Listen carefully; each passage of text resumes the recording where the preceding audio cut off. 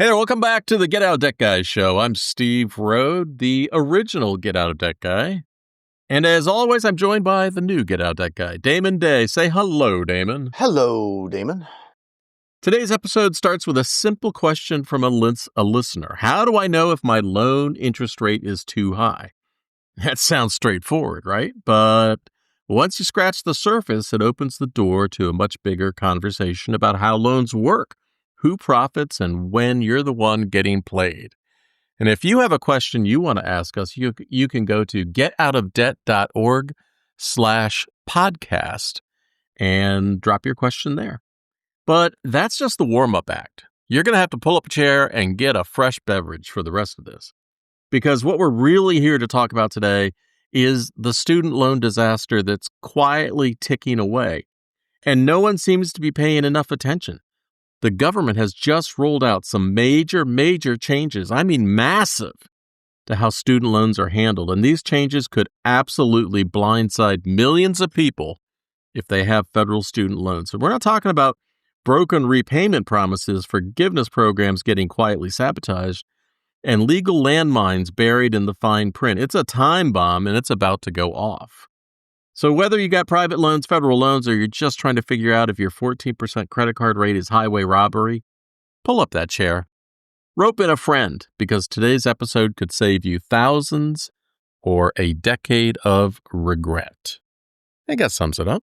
But all right, let's get into this reader question first before we get to the meat and potatoes. Actually, that's just what I had for lunch just a few minutes ago. So, well, we must be in two different time zones now because I haven't had breakfast yet.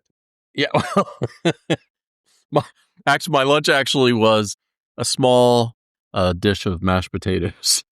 So that was it. Where's the meat? Yeah, there was no meat. So Richard sent us a question, getoutofdebt.org/podcast. You know, I'll take the blame. I have done a horrible job of telling people about how to get questions to us, but bless Richard's heart, he figured it out all by himself. And he says, I got a question about low-interest credit cards. I understand there are some states with strict laws where credit cards are restricted from unreasonably high interest rates. I thought I'd read that in your book, but it's been a few years. What can you tell me? Damon, I am not even going to turn to you first because this is such a nuanced answer that I had to go back and refresh myself about what's really going on. So first we got to talk about the big banks. You know, the big banks got money, they got lobbyists, they got influence, and they can manipulate the rules however they want. And this goes back to 1978. I remember this case, not because I was there. 1978, I was probably having a really good time in college. I was turning one. Well, then you have no idea about Marquette National Bank versus First of Omaha Service Corporation. First hand? No. Second hand? No. Well, I think 30 years ago, I read the case and familiarized myself with it because that is how big banks got around charging massive interest rates, even though they weren't allowed to in their state where you live. Mm-hmm. So what the big banks did was they packed up their credit card divisions and moved them to states with basically no interest rate caps, like South Dakota and Delaware. That's why if you read those credit card agreements, which nobody ever does, you'll often see those two states listed in them. Mm-hmm. And they can get up to, 31% or more. And the banks aren't breaking the law. They're just using federal law to override your state's protections. So, Richard, you are correct that some states have strict laws about how much interest can be charged. For example, if your bank is a state-chartered lender, they can't play the same game. A credit union or community bank has to follow your state's rules. Now, there are some states that have very particular rules about what they can charge, but the big banks get around that. Now, there has been a scam like the last 5 to 7 years, I'll say, where it was what I love to call the rent-a-tribe scam. Oh, yeah. where payday lenders and other shady Yeah. outfits were paying Native American tribes because they felt like the tribes had their own set of laws and weren't subject to U.S. laws. So they'd partner with a tribe and pretend and say that the tribal nations were sovereign and their lending operations weren't subject to state laws. Yeah. That's why you got a Uh, lot of those loan offers from the tribes. yeah. Well, that really hasn't worked out that well. It worked out great for them for a while, for a few A years. They while, were able to yeah. just rake in the money. But courts eventually cracked down on those outfits, and it's if you get a tribal loan offer, unless you're on crack or meth or something, and you just can't think straight at the moment, if you get a loan offer from a tribal organization, just throw it away. Just Yeah. don't do it. Yeah. So, I don't see those much anymore. no, that's because they got cracked down on. Yeah, as I said, I used to get help requests for those all the time, and Yeah. it's been a while since I've had a client like, "Oh, I got this tribal loan." It's been a minute since I've seen one of those. Well, the tribal loan situation, as it was blowing up, felt very satisfying to me because there became enough court rulings and regulation about those tribal loans that there came a time where people were getting hit with collections for those things, and you could authoritatively say, tell them to go pound sand. Yeah, that was basically my advice, towards the end of that whole shenanigan. I was like, "They're not gonna be able to do anything." Yeah, just ignore them. Like, "You owe us $3,000." Cool story, bro. Yeah. You were the dumbass that gave me the loan to begin with. Good luck suing me for it. Yeah. Yeah, I mean, most of those loans that I used to see would come from the plains states, the plains of Oklahoma and out there. And they opened the tribe said that they were economic opportunities for tribe members to, open these call centers. Yeah. They were just ripping people off. And I loved once the courts got their brains around this. At first they were like, well, what? But then the courts were like, no. And I just drove through the plains of Oklahoma and every other state in the middle of the country. That's right. You went from Florida to Arizona. I went from Arizona out to, we did a few podcasts ago. I was in Raleigh. Right now I'm back in Arizona, just got back last night, but I looked on my truck and we clocked 7,900 miles on that trip this summer. Are you ready for an oil change now? Actually, yes, it clicked on 3 days ago. Time to change the oil. Perfect. Yeah. So I'm home, and I'm going to be home for a while now. Yeah. You were gone 6 weeks, right? It was closer to 7. Yeah. We did the summer up right, baby. Man, I'm 5 days and I'm itching for my bed. Yeah, it's one of those things that it's when you're thinking about it and you're getting ready for it, it's like, oh, it's going to be awesome. And it was fun. It was awesome. But at the same time, being home is also awesome. Oh, yeah.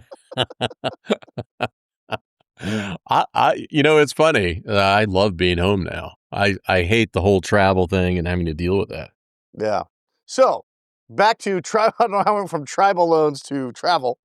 You didn't see any billboards as you passed through, right? I did not see any billboards for loans. I saw here's my theory after circling the country. What? There are more personal injury attorneys than anything else. Every damn billboard was, and they always have the rhymes, if you get hit, call WIT or some stupid ass slogan like that. Like every one of them, you need the bone crusher. And there's a guy with his fist. Every damn billboard was a personal injury attorney. It's like, get out of here. Now, I wonder what happens if you go to a personal injury attorney's office and slip and fall. Well, if you get a bill, call Will. These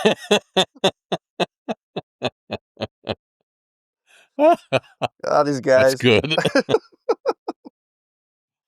All right, let's get into student loans.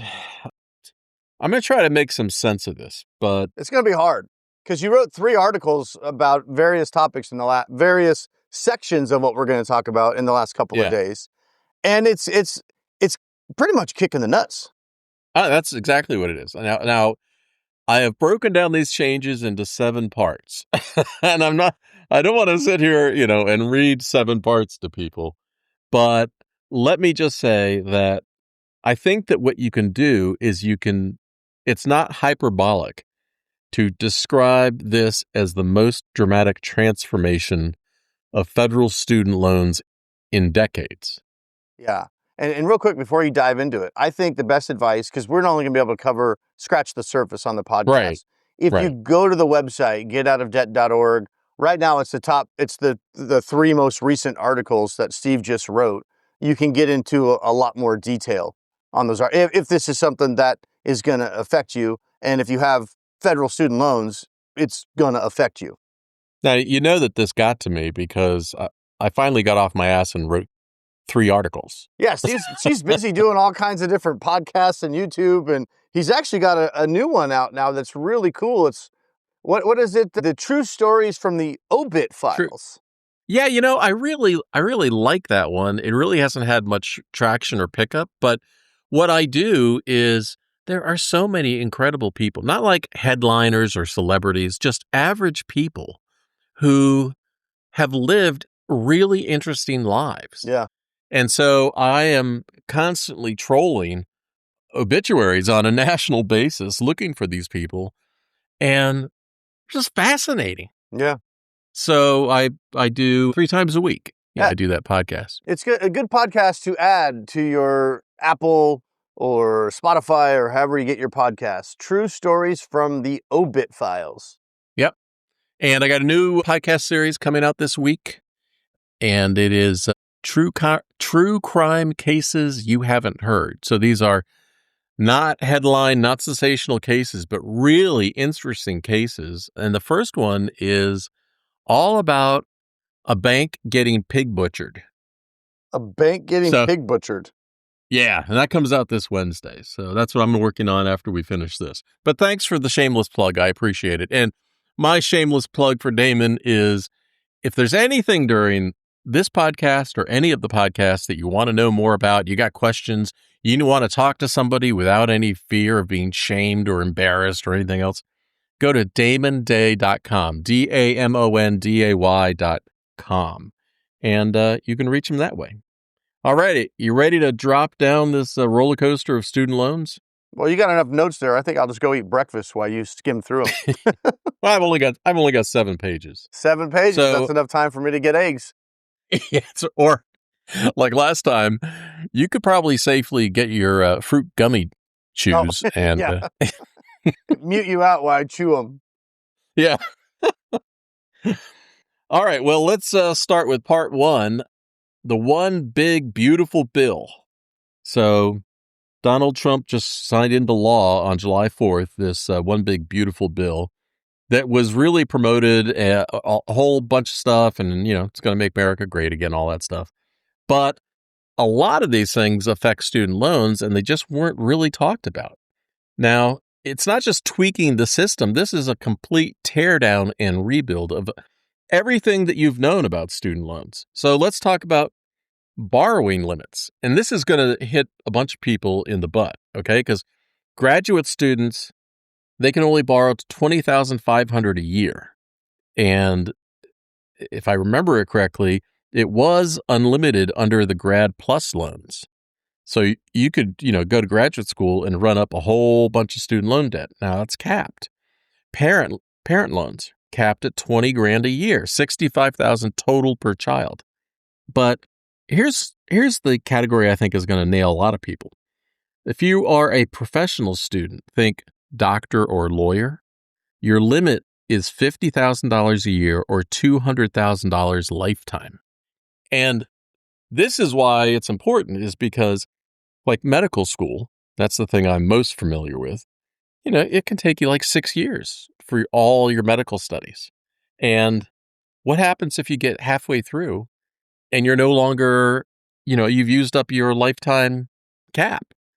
Well, you're either going to have to find a way to pay it out of pocket, or you're going to go to private loans But I'm going to talk about private loans because private loans are another that's whatever is worse than quicksand, probably a canyon.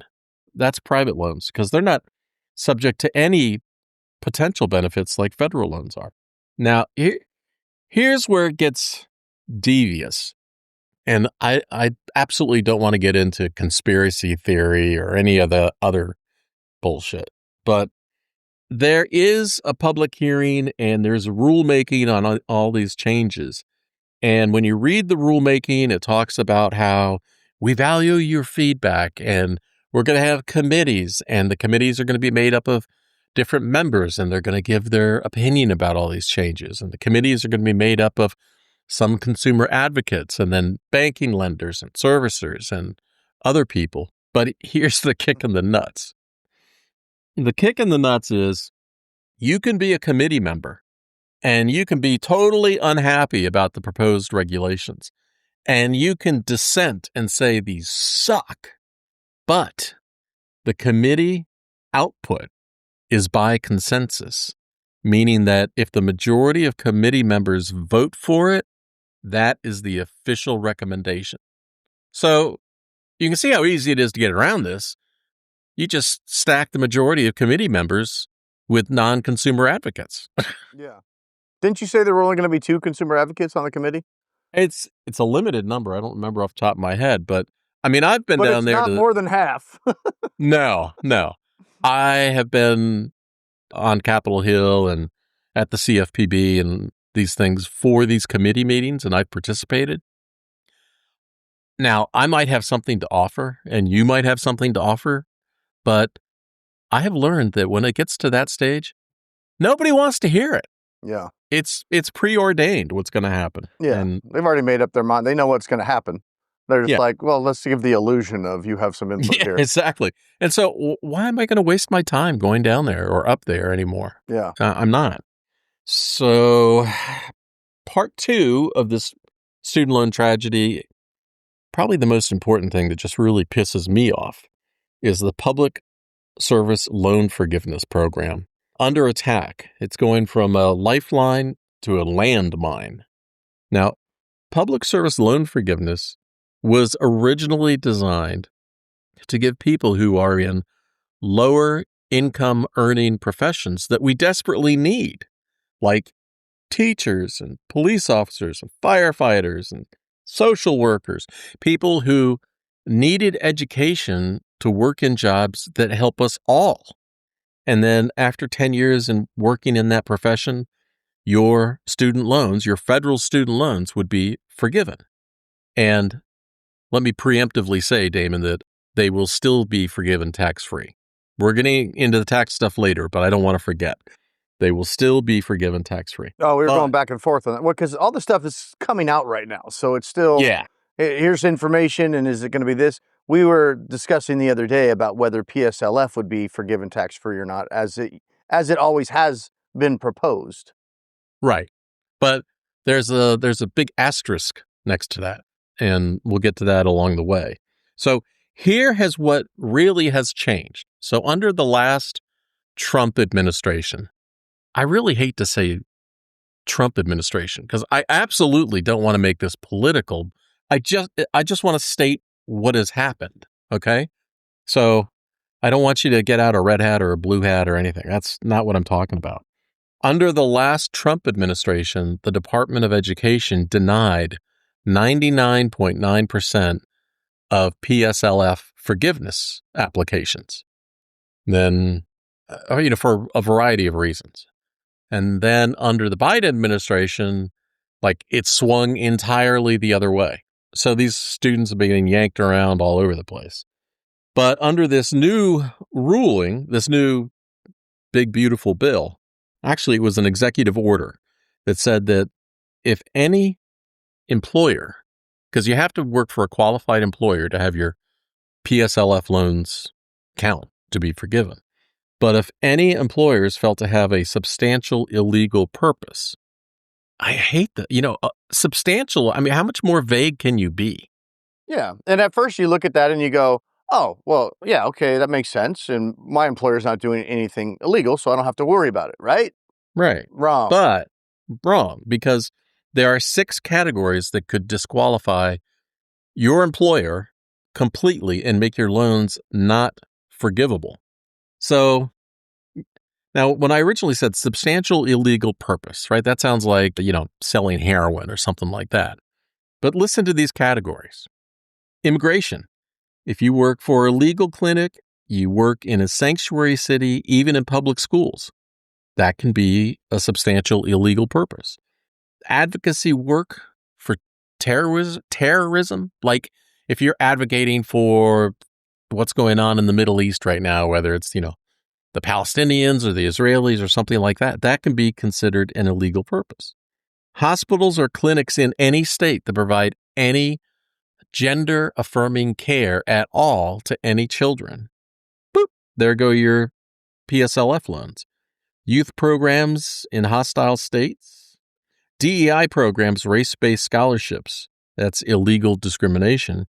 And protest arrest, trespassing, or nuisance convictions can be considered a substantial illegal purpose. And here's where it really kicks you. Again, they had to reload that foot to kick you in the nuts again, because let's say you are employed as a nurse at a hospital. If any division of that hospital has been found to violate any of these things, one you don't even know about, then the entire employer is now not considered to be valid to qualify for your employment. It's a big loophole that they could use if they choose to deny forgiveness, is essentially what it boils down to. Yeah, because also buried in the fine print, organizations can also be disqualified retroactively.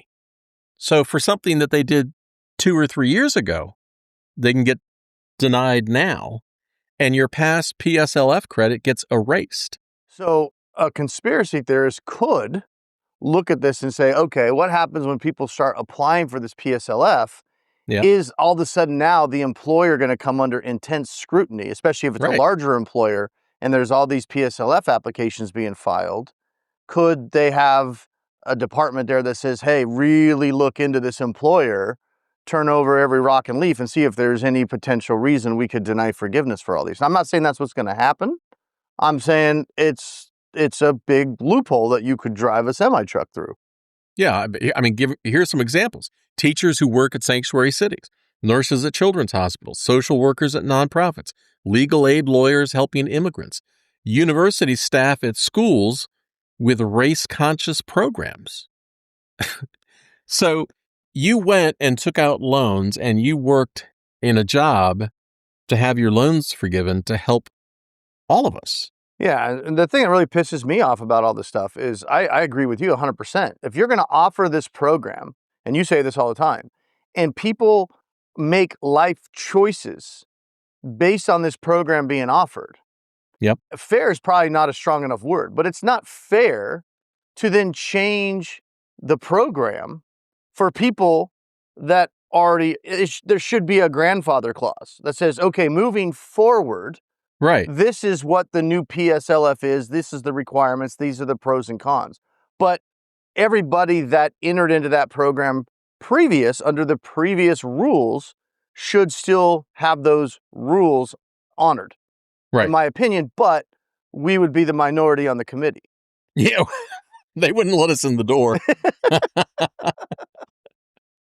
So, yeah, I mean, one good question that'll probably go through the courts and all this stuff is, can the government break promises retroactively? That's, basically what you just said, but it's like buying a car and then, 3 years into your loan agreement, the bank goes, hold on. Yeah, and I mean, this all goes back to, I know it's too late for a lot of people, but if you're younger or you're thinking about getting a loan for your child, it goes back to, do you really want to get student loans, federal student loans, based on the idea that some or all will get forgiven? You need to forget about forgiveness. And if you're going to get a loan, a student loan for yourself or your child, you need to do the math and make sure that you or your child can pay that loan off in a standard repayment plan, and that the numbers make sense for what it is you're going to receive for that loan. And if the answer is, I can only do it if the federal government forgives it, don't do it. And that's the problem Steve was talking about with PSLF. It was like it was introduced is because we needed, teachers and firefighters and social workers and public defenders, and school was getting so damn expensive that you couldn't afford to get a degree and learn this information and then be able to afford to pay your loans back. That was the whole purpose of it. We still wanted to incentivize people to go into these, public professions to help the good of society. And now all these people are getting the rug yanked out from underneath them, potentially. Yeah, and the program began not as some these days somebody might say, well, it's a whole woke thing, people getting a free ride. But this was introduced by George W. Bush.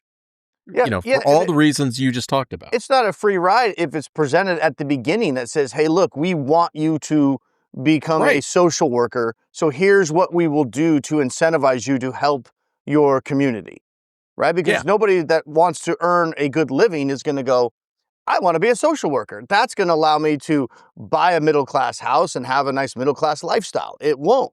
Right now, being a social worker is like, how in the hell am I going to feed my family? It's true. Student loans are like the least of their problems. They're just trying to survive on the social worker salary. Well, let me reload that foot again for the final kick in the nuts for PSLF.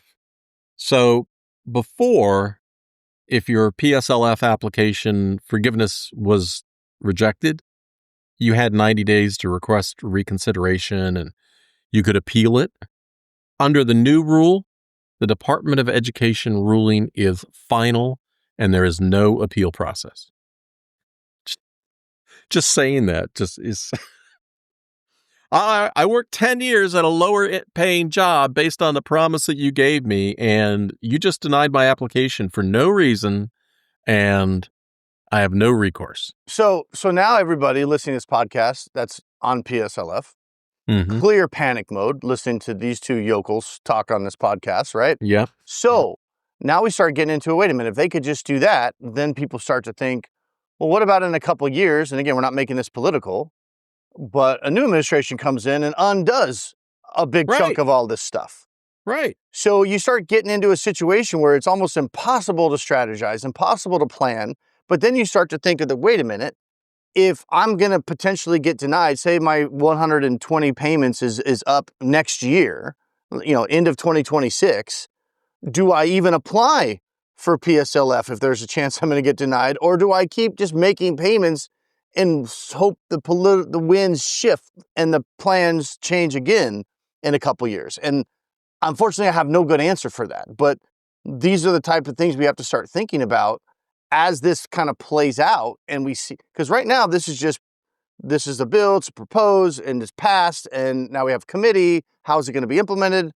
We're going to know a lot more about this in the next 12 months.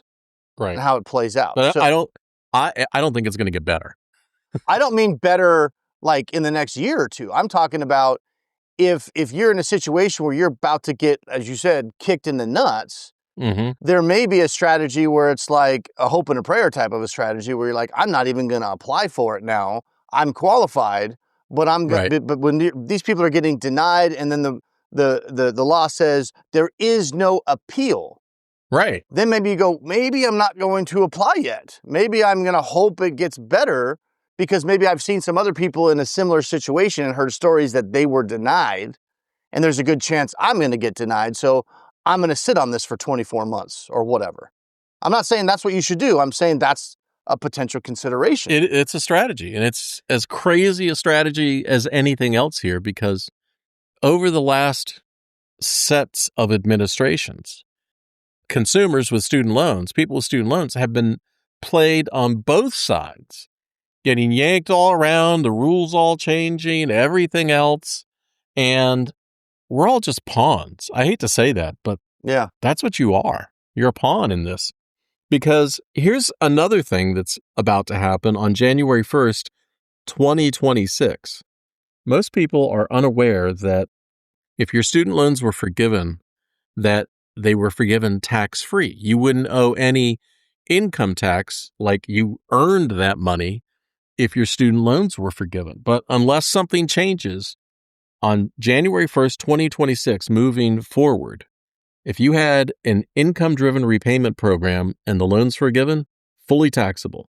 If you had a borrower defense to repayment claim that your school was a scam and the loan could previously be forgiven because you were scammed, now it's going to be taxable. So here's some numbers.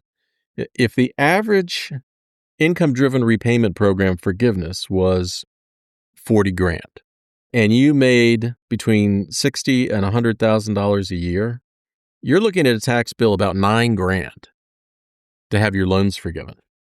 People used to think, hey, there's no tax. But Well, so what it's doing is it's going back to what it was pre-pandemic in a lot of these cases, because IBR was always taxed before, and then I there think was it about a goes back. 4-year window. So, and like you said earlier in the podcast, PSLF, we think at this point it was not going to be affected by that. PSLF is still tax-free. It is still, it's tax-free. If you can Teacher loan dodge the forgiveness. bullet, and get it passed, Right. get it granted. But IBR, ICR, those programs where it was, you pay for 20 years, you pay for 25 years, and then you have your loans forgiven. Pre-pandemic, we used to talk about that a lot, Steve. There was always that big gotcha at the end, like, well, unless it's on PSLF, that is potentially taxable. And if you can't afford, and the irony of the whole thing, if you can't afford to make just a standard payment to your $200,000 student loan, and the monthly payment, your income is such that you qualify for IBR and could have an income-based repayment. Once you had that forgiven 25 years later, unless things substantially change, how are you going to be able to pay that $60,000 tax bill that you can't put on an IBR payment? It's like, Well, yeah, and that's why these things are so complex and they screw over so many students, borrowers, is because these are layers on layers of regulations that you had to follow and keep up with and pay attention to.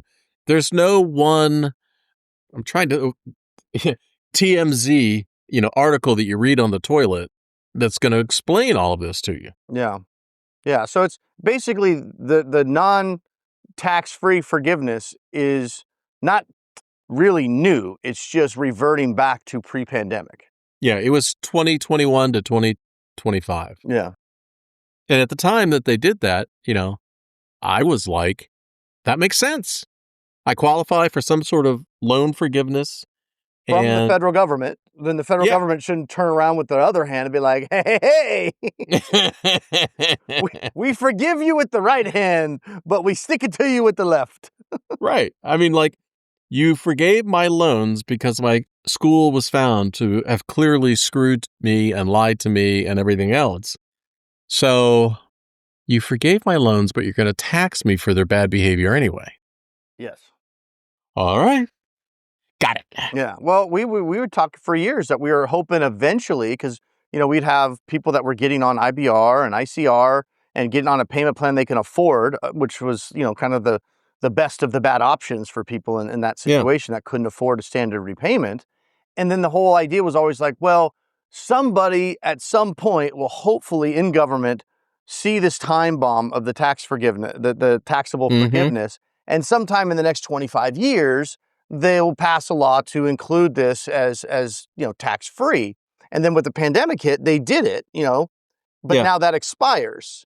And so it's like, unless somebody in the government sees this issue for what it is and either extends that or actually decides to pass a law that includes the IBR, ICR as tax-free forgiveness, it's still going to be the same problem it always has been. Call me cynical, but a recent current change was the elimination of caps on bank fees that they could charge consumers.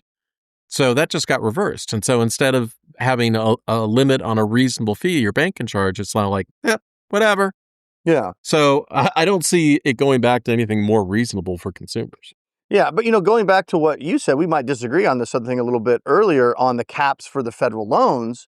In a sense, I like that idea just so we don't have somebody that has a bachelor's degree or whatever with $250,000 in federal student loans. But I also can see your point too. What if they're going for, they want to be a doctor? We need doctors. We don't want to have a scenario where people cannot afford to get the education to become doctors, or they have to dumb down the curriculum so doctors can afford it. So I see that point too. So maybe a smarter approach, and it doesn't matter because I'm not on the committee, would have been to cap the loans for certain types of degrees, but not for others. That would have been, to me, a smarter approach. Oh, if you're going to med school, the caps are going to be high, or something that requires more. But if you want to go to school for, a history degree, you're going to be capped, bro. We're going to help you out. We're going to keep the training wheels on this one. So you don't owe $250,000 and now you're a history teacher. Well, we agree on a lot of things on student loans. I agree with you on that. And I also think that federal student loans originally started as, well, I know how they originally started because America wanted to provide education to people in advanced studies so that we could become a world leader in things like technology and space and, everything else. Yeah. And somewhere along the way, some lobbyist or school or something just opened that spigot and allowed, what do you always say, underwater basket weaving? Yeah. Degrees to get federally funded. And and it just skyrocketed tuition. Supply and demand. Yeah. When you go to college, they teach you Econ 101. That's what happened to tuition. Yeah. More money. Sign here. More money? Oh, we could charge more and we can still fill the butts in the seats, even though we're doubling tuition and just keeps going up. And what was that quote from McDonald's that where, when inflation was going crazy and it was just like, you had some quote from an executive at McDonald's. They just kept raising the price until demand slowed. Yeah. And they're like, we keep raising the prices and people keep eating Big Macs. So we just keep raising them, waiting to see what the market's going to bear. That's the same thing that eventually you go, I really want a quarter pounder with cheese, but I ain't paying $15. Eventually, there's that breaking point. And where the schools and colleges got into real trouble, where they're in a real bind now, is they had all that free-flowing money, and so they expanded their campuses. They built more infrastructure. They built bigger buildings. Now they got this big nut that they got to pay, and potentially income is going to... I mean, what do you do with 6 extra buildings? Yeah. I don't know. Turn them into student housing. Yeah. Well, some colleges have actually made them senior housing. Oh, that's because you're so broke paying the Parent Plus loan. You need a place to live. So you might as well live in the place that you're paying for, right? That's right. You can work in the cafeteria. Oh my gosh. The lunch lady. This is sad. Yeah. So the broader economic impact of all this stuff is, it is very possible we're going to have doctor shortages, teacher shortages, and increased private student loan debt because people are terrible at saying no to themselves. So somebody is going to rationalize that they need that underwater basket weaving degree, and the government says, "Hey, you've exceeded your whatever limit." They're just going to go to private student loans. Yeah. Well, we can negotiate those easier than federal student loans. Yeah, that's true. That's true. But the best idea is not to get in a situation where you need to have the loan negotiated. Just, I know, again, if you already have the loans, we got to just figure it out moving forward. But if you're at a point where you're considering loans, you're getting ready to go to school, your kid's going to school, you really need to take a step back, not give in to the pressure, and figure out, what does my child, or if it's you, what do you want to do with your life, and analyze that and make a smart financial decision. Is this investment worth what I'm going to receive? And oftentimes the answer is hell no. It's not worth it. I mean, I don't know why. I guess I know why. People are afraid to say to Johnny or Jane, "No, honey, you can't go to that school." But you have to use an ROI assessment of, is this going to make any sense for anybody? Is Johnny's English degree that you're going to pay $100,000, be on the hook for $100,000 for, that is easily going to be replaced by AI? Is that going to make any sense in 5 years? Yeah. But that's another podcast. Yeah. Back to 7 pages of student loan time bombs. Yeah, I'm down to the last page now. Oh, thank the Lord. Yeah, I know. So there are 3 converging crises right now. This is the best way to think about it. You've got the rules changing so fast that borrowers are struggling to adapt. I mean, it feels like they change on a daily basis. You've got, government promises being broken retroactively. Who do you trust, and how can you trust, and how can you plan?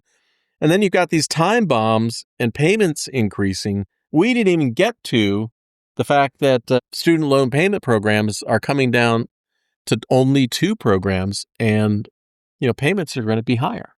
Well, yeah, and hopefully on your last page of notes is a whole bunch of juicy details because we didn't get to a lot of things yet.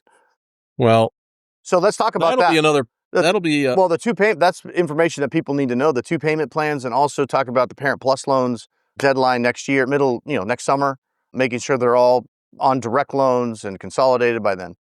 That'll be the next podcast. Oh, I thought it was on this podcast. My bad. No, I have no page 8. We have a page 8, but it's mañana. I know. The problem is we're like 43 minutes in, and that's another 50 minutes of us blabbering. Okay, so real quick, are you going to talk about the 2 payment options that are going to come down to, or is that next podcast? That's next podcast. Cliffhanger. The most important thing that you need to know right now. Next. Stay tuned.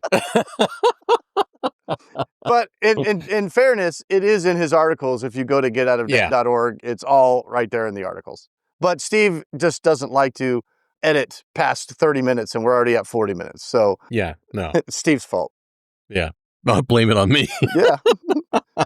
Blame it on the rain. It's finally fall. Okay, sorry. All right. So, David. Edit that out. No. I will see you next time. Peace. Got a money question keeping you up at night? Well, don't just Google it.